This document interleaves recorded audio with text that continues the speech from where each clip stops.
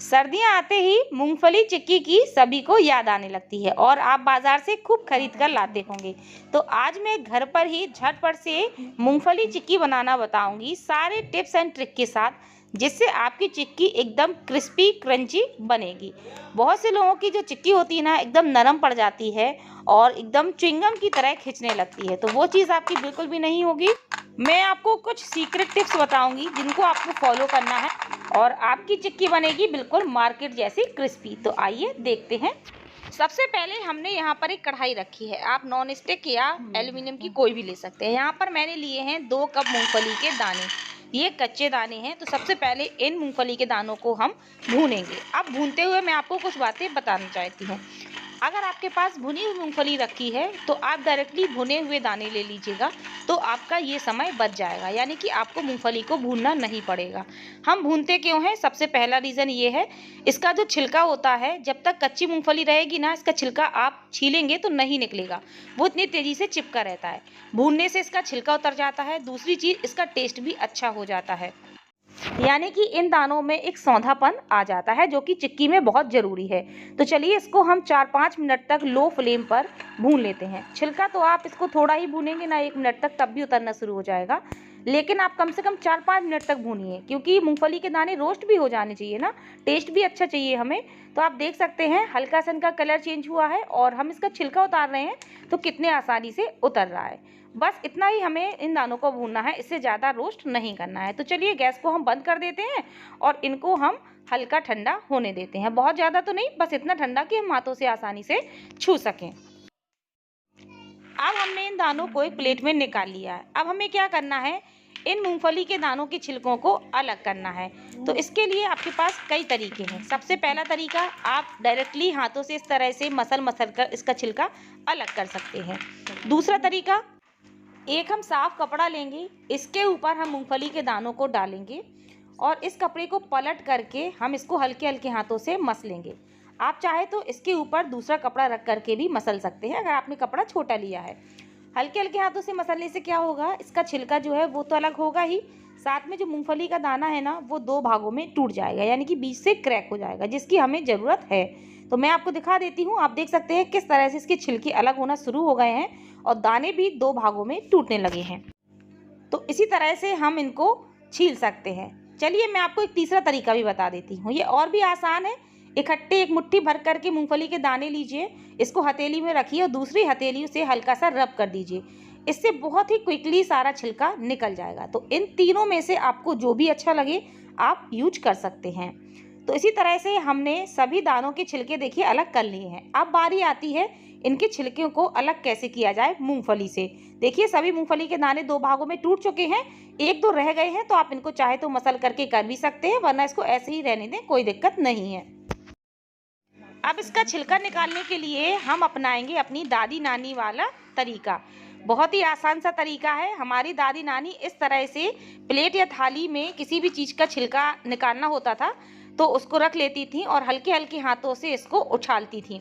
इससे जो हल्का पार्ट है, यानी कि इसके छिलके हैं ना, वो बाहर आ जाते थे आगे की तरफ और इसको निकाल देती थी। हमारे बुंदेलखंडी भाषा में इसको फटकना कहा जाता है, यानी कि आज भी मम्मी कहती हैं कि चलो मैं इसको फटक देती हूँ, ठीक है। तो आप जो भी कहते हो मुझे नहीं पता। तो इसी तरह से आप देख सकते हैं मैं प्लेट को हल्का हल्का ऊपर नीचे कर रही हूँ और सारे इसके दाने बाहर की तरफ आ रहे हैं, तो इसको हम अलग करते जाएंगे। एक तरीका दूसरा है, वो ये है, इस तरह का अगर आपके पास स्पैचुला है ना, तो इससे आप मूंगफली के दानों को जब छानेंगे तो दाने दाने ऊपर रह जाएंगे और छिलके छिलके नीचे आ जाएंगे। तो इस तरह से भी आप छिलकों को अलग कर सकती हैं। तो आप देख सकते हैं मैंने सारे छिलके निकाल लिए हैं। थोड़े बहुत इसमें जॉइंट है छिलके, तो आप चाहे तो इनको हाथों से मसल करके अलग भी कर सकते हैं, बट फिलहाल मैं नहीं करने वाली, क्योंकि चिक्की हमारी डार्क ब्राउन कलर की होती है तो उसमें नज़र नहीं आएंगे और कोई फर्क नहीं पड़ता इसके छिलकों से। अब यहाँ पर मैंने ली है एक प्लास्टिक शीट, तो आप प्लास्टिक शीट या बटर पेपर कुछ भी ले लीजिएगा और इसमें हम क्या करेंगे, 1 चम्मच घी से ग्रीसिंग कर देंगे। इतना काम आपको पहले से करके रखना है, क्योंकि बाद में जब हम चिक्की बनाते हैं ना तो उस समय हमें बिल्कुल भी टाइम नहीं लगता है। तो इतना काम आप कर लीजिएगा। साथ में बगल में आप रोटी बेलने वाला बेलन रख लीजिएगा और एक छोटी सी चम्मच भी रख लीजिएगा। मैं इसलिए बता रही हूँ कि बाद में आपको बिल्कुल टाइम नहीं मिलेगा, तो मैं भी इतनी प्रिपरेशन करके रखने वाली हूँ। तो इसके ऊपर मैंने एक प्लास्टिक शीट और ले ली है और इसको भी हम लगा देते हैं। ये इसलिए लगाया है कि जो हमने घी लगाया था ना वो दोनों ही तरफ सीटों में लग जाएगा, तो हमें दूसरे में लगाने की ज़रूरत नहीं है। तो इतना काम करके रख लीजिए। अब चलते हैं हम गैस की तरफ। यहाँ पर हमने फिर से वही कढ़ाई ले ली है। अब हम इसमें डालेंगे 2 छोटी चम्मच पानी। पानी डालने से क्या होगा, जो गुड़ है ना वो कढ़ाई में चिपकेगा नहीं और बहुत ही जल्दी मेल्ट हो जाएगा। अब मैंने यहाँ पर लिया है 2 कप गुड़। 2 कप हमने मूंगफली के दाने लिए थे, तो उसी कप से मैंने नाप करके 2 कप गुड़ ले लिया है। अब यहाँ पर ज़रूरी बात, चिक्की के लिए आपको बटी वाले गुड़ की ज़रूरत होगी। मैं स्क्रीन पर आपको दिखा देती हूँ कि गुड़ की कई वैरायटी आती हैं, लेकिन जो बटी वाला गुड़ होता है ना वो ये होता है। छोटी छोटी सी बटी होती हैं इसमें। तो ये जो गुड़ है ना ये काफ़ी अच्छा होता है चिक्की के लिए, ठीक है। इससे क्रिस्पी चिक्की बनती है और वैसी खिंची खिंची सी नहीं रहती है कि मुँह में बिल्कुल च्युइंगम की तरह खिंचे। अब हम क्या करेंगे, इस गुड़ को हम लगातार ही इसी तरह से पानी के साथ मिक्स करेंगे। धीरे धीरे ये मेल्ट होना शुरू हो जाएगा। कुछ ही सेकंड में आप देख सकते हैं गुड़ जो है पूरी तरह से मेल्ट हो चुका है। फ्लेम को बिल्कुल लो ही रखना है। यहाँ पर बहुत ज़रूरी पॉइंट है, अगर आपने मिस कर दिए, यहीं पर आपसे गलती हो गई तो आपकी चिक्की अच्छी बनने वाली नहीं है। लो फ्लेम पर इसको हम लगातार ही 2 मिनट तक चलाएंगे। 2 मिनट में ही आप देखेंगे कि गुड़ में बुलबुले से उठने लगे हैं, यानी कि झाग जैसा ऊपर की तरफ आ गया है। ये आप देख सकते हैं 2 मिनट बाद कुछ ऊपर की तरफ उठने लगा है गुड़। बस जैसी ऐसी स्टेज आ जाए ना तब हमें बिल्कुल अलर्ट हो जाना होगा, यानी कि हमें कुछ चीज़ें ध्यान रखनी होंगी। क्या ध्यान रखना है, चलिए देखते हैं। जब ऐसी स्टेज आ जाए तो आप एक कटोरी में पहले से पानी भर के रखिएगा। उसमें आप थोड़ी सी गुड़ के इस लिक्विड को मिलाइएगा, ठीक है। थोड़ी सा रेस्ट दीजिए, बिल्कुल कुछ सेकंड का, ताकि ये ठंडा हो जाए। ठंडा होने के बाद आप इस गुड़ को उठा करके चेक करिएगा। तो आप देख सकते हैं ये गुड़ हाथों में आके एकदम नरम है और इसकी मैं बॉल भी बना रही हूँ ना तो ये बॉल भी बन जाएगी, इतना सॉफ्ट गुड़ है। तो अभी तो ये हमारे कोई मतलब का बिल्कुल भी नहीं है। तो चलिए वापस से हम इसको लगातार ही चलाते हैं। मैं आपको ये स्टेप बार बार इसलिए दिखा रही हूँ ताकि आप क्लियरली समझ सकें कि हमें एक्चुअल में गुड़ चाहिए कैसा है। तो फिर से हम इसको लो फ्लेम पर आधा मिनट के करीब चलाएंगे और फिर से हम इस स्टेप को दोहराएंगे। तो हमने फिर से थोड़ा सा गुड़ पानी में डाला है और अब की बारी हम फिर से चेक कर लेते हैं। तो यहाँ पर आप देख सकते हैं गुड़ इतना सॉफ्ट तो नहीं है, लेकिन थोड़ा सा टाइट हुआ है। लेकिन अभी ये ना बिल्कुल जैसे च्युइंगम खिंचती है ना उसी तरह से खिंच रहा है। तो एकदम क्रिस्पी नहीं है कि हम इसको तोड़ रहे हैं, अगर मोड़ेंगे तो ये टूटे, ऐसा टूट नहीं रहा है, ठीक है। तो ये खिंचा खिंचा सा है। तो इसको हम फिर से चलाएंगे। जैसे जैसे आप चलाएंगे ना गुड़ का कलर थोड़ा सा डार्क होता जाएगा। तो चलिए अब मुझे लग रहा है कि बिल्कुल फाइनल स्टेज है और आ जाना चाहिए। तो हम इसको फिर से एक बारी चेक कर लेते हैं हमें किस तरह का गुड़ चाहिए।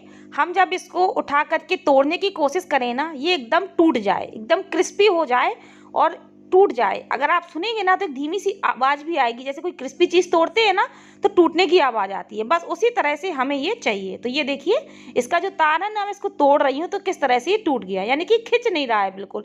जैसी ऐसी स्टेज आ जाए ना तुरंत गैस को बंद कर दीजिए, वरना बिल्कुल भी टाइम नहीं लगता, गुड़ और भी ज़्यादा हार्ड हो जाता है। अब हम इसमें डालेंगे 2 छोटी चम्मच देसी घी।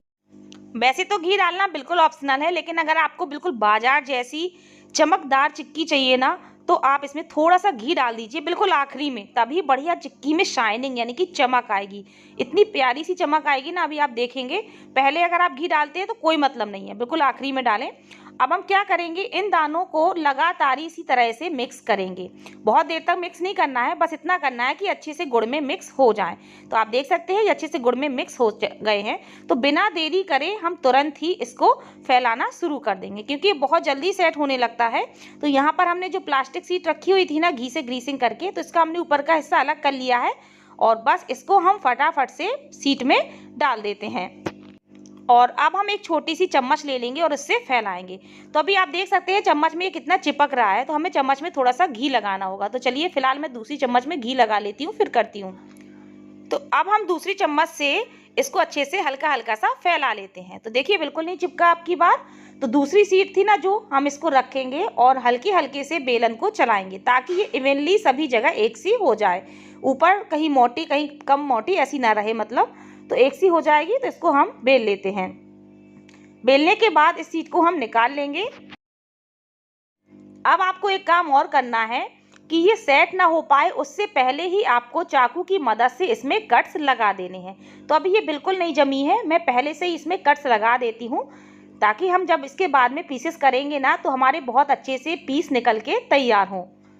अगर आप ये काम नहीं करते हैं तो आपको इसको तोड़ना पड़ेगा, तो एक से शेप के पीस नहीं आएंगे, कुछ छोटे कुछ बड़े इस तरह से हो जाएंगे। तो लीजिए मैंने इसको मन मुताबिक इस तरह से कट्स लगा दिए हैं और अब हम इसको क्या करेंगे, 10 मिनट के लिए इसको रेस्ट के लिए रख देंगे। इसमें बिल्कुल भी टाइम नहीं लगता है, जैसे ये ठंडी हुई बहुत अच्छे से सेट हो जाती है। सबसे पहले मैं आपको इसमें शाइन दिखाना चाहती हूँ। आप इसकी शाइनिंग देखिए किस तरह से ये चमकदार बनी है। 10 मिनट हो चुके हैं और आप देख सकते हैं चिक्की हमारी बहुत अच्छे से सेट हो चुकी है और कितने अच्छे से ये निकल भी गई है सीट में, क्योंकि हमने इसमें प्लास्टिक सीट का यूज किया है ना, इस वजह से। तो चलिए अब हमने जितने भी कट्स लगाए थे ना सभी को हम इस तरह से तोड़ लेते हैं। तो चलिए अब मैं आपको चिक्की को तोड़ करके दिखाती हूँ कि ये कितनी क्रिस्पी है। तो आप देख सकते हैं कि किस तरह से ये टूट रही है, पूरी की पूरी चिक्की एकदम क्रिस्पी है। खाने में भी बहुत ही कुरकुरी क्रिस्पी चिक्की बनी हुई है, ऐसा नहीं है कि बिल्कुल खिंच रही हो। तो बहुत ही अच्छी बनी है। आप देखिए कितनी बढ़िया इसमें शाइनिंग भी आई है। तो मैं आपको इसका क्रिस्प और भी ज़्यादा सुनाना चाहती हूँ। ये देखिए, आप मेरे इस तरह से गिराने से भी समझ पा रहे होंगे कि ये कितनी क्रिस्पी है। तो देखा आपने घर पर चिक्की बनाना कितना आसान है। बस आप इन टिप्स को फॉलो करिए। सबसे ज़्यादा दिक्कत होती है पकाते समय, अगर आपने वहाँ पे गड़बड़ कर दी तो चिक्की अच्छी नहीं बनती है। तो इन चीज़ों का ध्यान रखें, टिप्स को फॉलो करें, आपकी चिक्की भी बहुत बढ़िया क्रिस्पी बनेगी। तो उम्मीद है वीडियो अच्छा लगा होगा। वीडियो अच्छा लगे तो वीडियो को लाइक शेयर जरूर कर दीजिएगा।